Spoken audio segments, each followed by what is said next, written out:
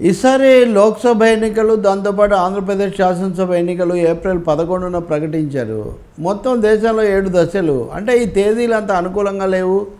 మరీ ముఖ్యంగా శాసనసభ ఎన్నికలను ఆంధ్రప్రదేశ్ను మొదటి దఫాలోనే పెట్టడం అనేది దీని వెనక రాజకీయమైనటువంటి ఆలోచనలు, కుట్రలు ఉన్నాయని చెప్పి తెలుగుదేశం నాయకులు విమర్శ చేస్తున్నారు. వాళ్ళే మొదట ఇది మాకు చాలా మంచిదన్నారు, తర్వాత విమర్శ చేస్తున్నారు. తెలుగుదేశం విమర్శ అట్లా ఉంచితే మమతా బెనర్జీ బెంగాల్ ముఖ్యమంత్రి, ఆమె బెంగాల్ ఎన్నికలు 7 దఫాలుగా పెట్టడం ఏంటి, 7 దశల్లోనే ఆమె కూడా ఫిర్యాదు చేశారు.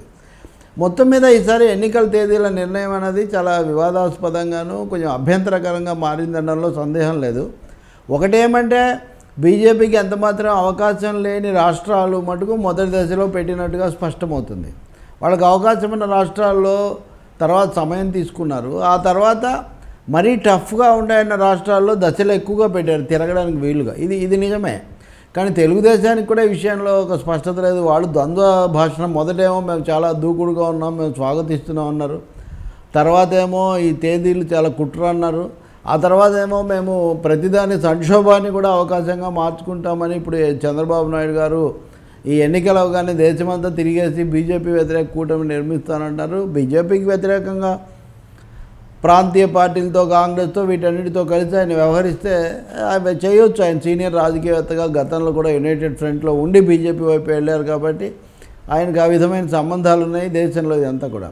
కానీ ఒకటి, చంద్రబాబు నాయుడు అయినా ఇంకో ప్రాంతీయ పార్టీ నాయకుడైనా వేరే రాష్ట్రానికి వెళ్ళి ప్రచారం చేసి సాధించగలిగింది, ప్రభావితం చేయగలిగింది చాలా తక్కువ. జాతీయ నాయకులు లేకపోతే జాతీయ ప్రభావం చూపగలిగిన వాళ్ళు కొంతమంది ఉంటారు.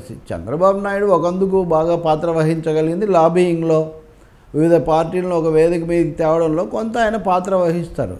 కానీ ఆ విషయంలో కూడా తెలుగుదేశం పార్టీ అదే పనిగా అతిశయోక్తిగా ప్రచారం చేసుకొని ఆచరణలో కొంచెం భంగపడినట్టుగా కనిపిస్తుంది. ఇప్పుడు మనం కనుక చూస్తే సిపిఎం నాయకుడు సీతారాం యేచూరి చెప్పారు, ఏదైనా పోస్ట్ పోల్ అలయన్స్ తప్ప ప్రీ పోల్ వ్యవహారాలు ఎన్నికలకు ముందు కుదరట్లేదు చాలా కాలంగానే ఆయన ఒక నగ్న సత్యం చెప్పారు. కాదు, చంద్రబాబు నాయుడు చక్రం తిప్పాడు, 23 పార్టీలను ఒక తాడు మీదకి తెచ్చాడు. అది ఎక్కడ తెచ్చాడో ఆయన మనకు తెలీదు.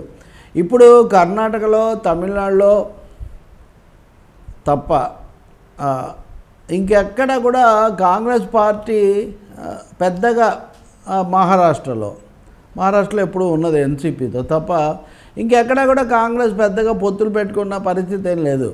బెంగాల్లో కూడా లెఫ్ట్ పార్టీస్ చొరవ వల్ల పోటీ నివారణ లాంటివి జరిగింది తప్ప మిగిలిన అన్ని చోట్ల కూడా కాంగ్రెస్ను ప్రాంతీయ పార్టీలు, లౌకిక పార్టీలు దూరమే పెట్టాయి. మేము ఒంటరిగానే పోతామని చెప్పి అవి చెప్తున్నాయి. ఎక్కడా చంద్రబాబు కారణంగా కాంగ్రెస్తో మిగతా మిత్ర పార్టీలు 23 పార్టీలు వచ్చి కలిసాయి. ఎక్కడెక్కడ పొత్తులు ఉన్నాయి తెలుగుదేశం వాళ్ళు చెప్తే చాలా బాగుంటుంది. కాంగ్రెస్ అనేది అందరినీ కలుపుకోవడంలో విఫలమైంది అనేది నిజం. ఉత్తరప్రదేశ్లో ఎస్పీ, బీఎస్పీ కూడా కాంగ్రెస్ను పక్కన పెట్టి వాళ్ళు మటుకే పొత్తు పెట్టుకున్నారు.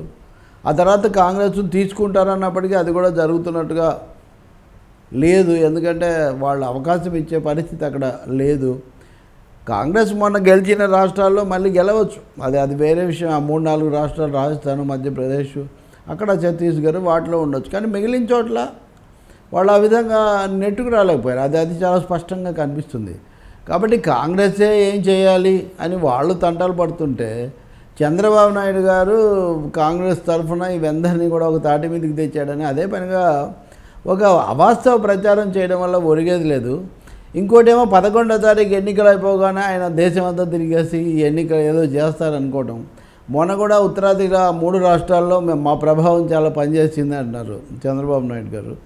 మరి ఆ ప్రభావం ఆంధ్రప్రదేశ్లోనే టికెట్ల పంపిణీలోనే ఇంత తలకిందులు అవుతున్నాయి. ఆంధ్రప్రదేశ్లోనే పొత్తు పెట్టుకోలేదు ఆయన కాంగ్రెస్ పార్టీతో. అంటే తన రాష్ట్రంలో తాను పొత్తు పెట్టుకోకుండా మిగిలిన అన్ని రాష్ట్రాల్లో మటుకు నేను పొత్తు కుదురుస్తానని చెప్తే ఇది ఎంత వైరుధ్యంగా ఉంది, ఎంత హాస్యాస్పదంగా ఉంది. పొత్తు పెట్టుకోకపోగా కాంగ్రెస్లో ఉన్న వాళ్ళని కోట్ల సూర్యప్రకాష్ రెడ్డిని, కిషోర్ చంద్రదేవ్ను, ఇట్లా అందరినీ చాలామందిని ఆయన తెలుగుదేశం పార్టీలో చేర్చుకుంటున్న వింత పరిణామం కూడా మనం చూస్తున్నాం. అందుకనే బీజేపీతో చంద్రబాబు నాయుడు 4 ఏళ్ల పాటు కలిసి వెళ్ళారు. ఇప్పుడు తన అవసరం కోసము లేకపోతే అనేక కారణాలు హోదా ఇవ్వలేదని బయటకు వచ్చారు. ఆయన పోరాటం చేయొచ్చు. కానీ దీన్ని మరీ భూతద్దంలో చూపించేసి ఏదో దేశమంతా కాంగ్రెస్ వ్యతిరేక, కాంగ్రెస్తో తరఫున తను గొప్ప పాత్ర వహించేసి అందరినీ కలిపేసి అని అనుకోవడము, అనడము, చెప్పడము ఆయన భక్తులు దాన్ని ప్రచారం చేయడం మటుకు అది హాస్యాస్పదమైంది, అవాస్తవికమైంది. ఇలాంటివన్నీ కూడా బీజేపీ వాళ్ళు హేళన చేయడానికి ఉపయోగపడతాయి తప్ప నిజంగా పోరాటానికి ఏమీ పనికిరావు.